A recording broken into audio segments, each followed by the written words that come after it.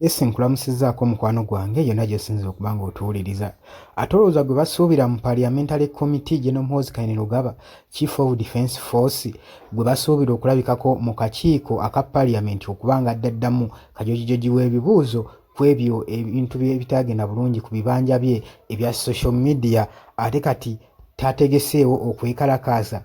Alangiridde okwekalakaasa, agambye mba munjagala mugenda kunfuna. Alangiridde okwekalakaasa gwe mukwano gwange ali eyampuliriza. Okwekalakaasa kuno nga kugenda kubanga kulimu ebigendererwa bino wammanga gwe mukwano gwange awadde n'ennaku z'omwezi okwekalakaasa okwo gye kugenda okubeeramu gwali eyampuliriza. Oli ku UG Update TV kosinzira okuba ng'otuwuliriza bwe bale kwekumira ku mayengo gano aga UG Update TV era nga nkutegeeza nti okola kyamaanyi nnyo wabula ggwe atannaba kuba ng'otweyungako nga wandyetaaze kirira wansi awo waliwo ekigambo subscribe kikoonemu ojja kuba ng'otwegattako ddala bulungi nnyo omukwano gwange ali eyampuliriza.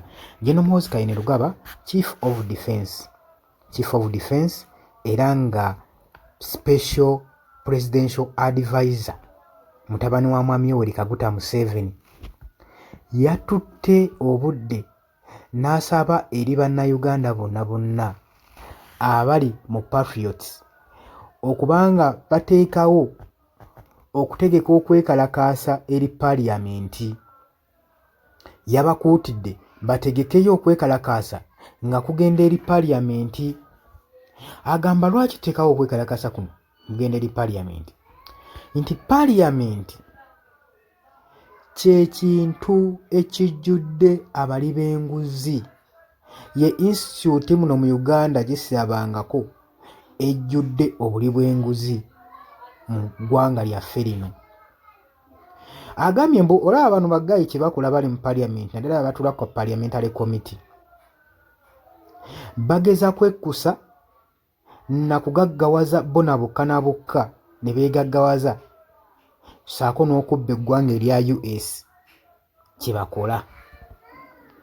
Era n'agamba ngenda kubanga tutekawo okwekalakaasa tutegekewo okwekalakaasa nga kugenda eri mu Parliament.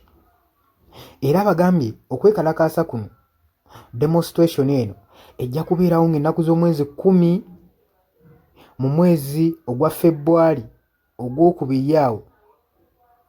Basooke bakimanye Parliament ekitegeere kano akakiiko ka Parliamentary Committee bano baddiikuula bakitegeere nti amaanyi gonna geesigaliza eri omutonzi waffe.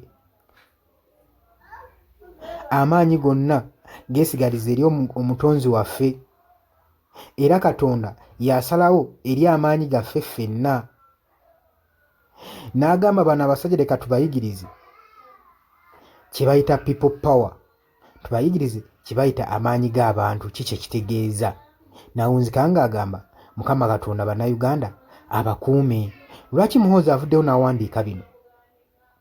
Saako tulaba nti oli yabatiisatiisa obbakwata kati ate yabatiisiza batwalira demonstration ku Parliament ng'ataddemu n'okuba nga bali corrupt n'okuba nga banyuunyuusi. Bino yabyogedde oluvannyuma lwa Parliamentary Committee okulemeramu ng'eyagala Minister of Defence asobola okuba ng'aleeta General Muhoozi Kainerugaba mu Parliamentary Committee bamujojojeze bamusobole omumujojaajoja n'omusoyaasoya kajojijoji w'ebibuuzo ye by'atalirudde kuddamu. Bwe baali bamuyita yabagamba nti nze sisobola kulabikako mu maaso gammwe baddiikuula mmwe ba idiots, wabula kye nsobola obbakolera okujja obuzzi ne mbakwata mwenna nga bwe muli awo ne mbasiba. Kikyokka kye nsobola obbasibira obbakolera. Jjukira Parliament yali evuddeyo ng'eyagala General Muhoozi Kainerugaba abitebye naddala posts zigenda mu maaso ku mukutu gye ejja ku bibanja bye ebya Twitter okubanga atiisatiisa bannayuganda saako ne abakulembeze abali ku opposition abali ku ludda oluvuganya gavumenti okubatiisatiisa okubatta. Jjuwo yavaayo n'agamba nti agenda kubanga atugumbula Dr. Kizza Besigye eggulu ku lunaku olw'abazira bagenda okuba nga bamuteeka kalabba. N'avaayo n'agamba nti ebyokutta Bobi Wine akyabirimu era temulowooza nti yakivaako. Era yemumunoonya Bobby nga temumulaba mukimanyi nti nno nja kuba maze omuggyako omutwe. Oyo yali General Muhoozi Kainerugaba, Chief of Defence Force. Eyo nno ranka nnene majiga wano mu Uganda, era waabaako ekigambo kyayogedde kiba kikonsideringibwa okubeera serious. It cannot be taken for granted and cannot be taken slightly. Kitegeeza ki? Buli ddoboozi lyonna eriva gy'ali liba determininga kinene nnyo ku threats oba ku nkyukakyuka eri eggwanga Uganda. Kati Parliament kyeyabadde evuddeyo. That's why tubula ne comments zeyakolanga ku bibanja bye nga wuuninga amawanga agebunaayira. That's why olaba bo baddisaamu barespondinga n'amaanyi ng'olaba bawandiisa ekibaluwa eggwanga lya Uganda lyetondewo mu bwangu kubanga bakimanyi lanka nnene eyogera ekyo erina obusobozi okukola ekyo kyaba yagadde okukola. Kitegeeza alina obusobozi okudelivalinga ekyo kyaba asanguza mu kamwa. Kati awo abantu n'amawanga y'engeri gyali agataddemu ku bunkenke.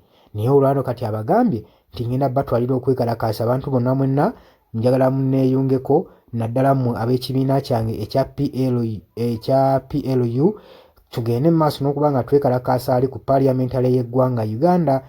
Abantu bano basusse okuba nga bali enguzi ate so n'okunyunyuta eggwanga lino erya US. Bano baddiikuula tugenda balagako ng'ennaku z'omwezi 10 mu February bakitegeere nti nno obuyinza bwasigalira eri Mukama Katonda, ate tugende tubalageko tubategeeze what means by people power. Bategeere people power kye ki. Tulina obalagako amaanyi g'abantu.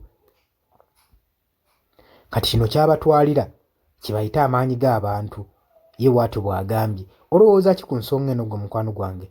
Nkwanirizaako mu comment section, jangu okomentinge, jangu likinge. Habula gwagala otwegatako mu comment section oteekawo endowooza yo, kira wansi waliwo ekigambo subscribe kikooneko, ojja kuba ng'osobola bulungi nnyo twegatako.